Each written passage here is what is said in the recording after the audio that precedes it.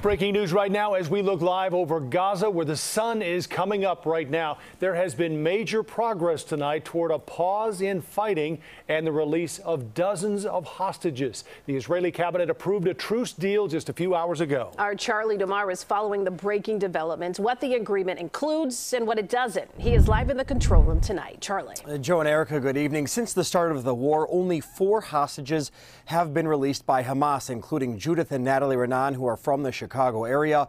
And while optimistic, those who have loved ones who are currently hostages say they are optimistic about this deal, but they will not believe it until those hostages are actually released.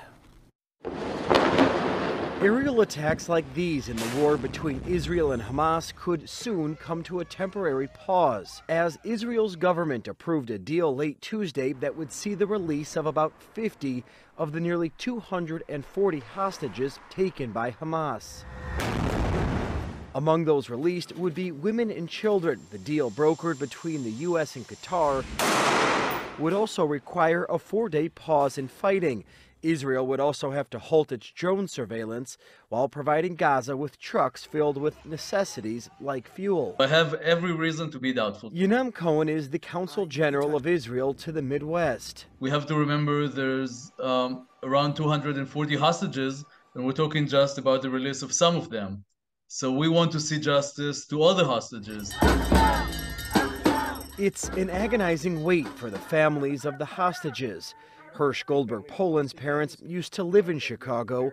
He was seriously injured by Hamas and taken hostage during a music festival. If it happens, I will be thrilled for those families. Until I actually see those children walking into safe hands, I'm not going to count those chickens before they hatch.